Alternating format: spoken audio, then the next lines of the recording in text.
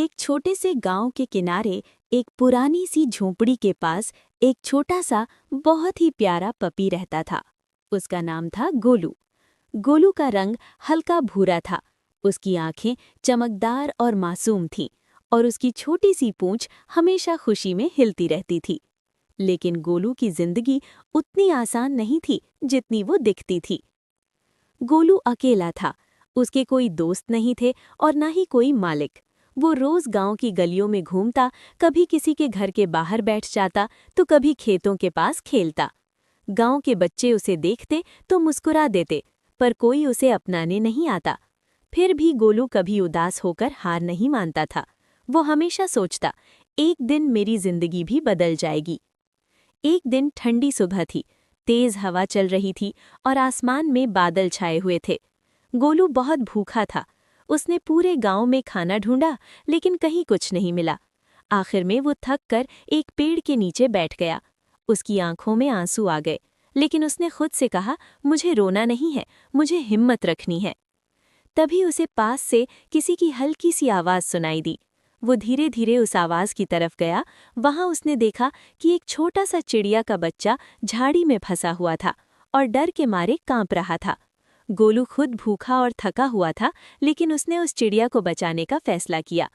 वो धीरे धीरे झाड़ी के पास गया, बहुत सावधानी से अपने पंजों से टहनियों को हटाने लगा। थोड़ी मेहनत के बाद चिड़िया का बच्चा आज़ाद हो गया। वो खुशी से चहचहाने लगा। गोलू के चेहरे पर हल्की सी मुस्कान आ गई। उस पल उसे एहसास हुआ कि दूसरों की मदद करने से दिल को सच्ची खुशी मिलती है। कुछ देर बाद चिड़िया की माँ वहां आ गई। उसने गोलू को प्यार से देखा, जैसे वो उसका धन्यवाद कर रही हो। गोलू का दिल खुश हो गया। वो भूखा तो था, लेकिन उसका मन हल्का और खुश था। दिन बीतते गए। गोलू हर दिन किसी न किसी की मदद करता। कभी वो बूढ़े कुत्ते को सड़क पार करने में मदद करता, तो कभी बच्चों के साथ खेलकर उन्हें हंसाता। धीरे धीरे गांव के लोग भी उसे पहचानने लगे। अब जब भी गोलू किसी घर के बाहर बैठता, लोग उसे रोटी और दूध देने लगे। एक दिन गांव में तेज बारिश शुरू हो गई।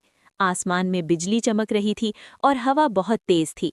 सारे लोग अपने अपने घरों में छुप गए, लेकिन गोलू ने देखा कि एक छोटा बच्चा रास्ते में फंस गया है और रो रहा है। पानी तेजी से भर रहा था।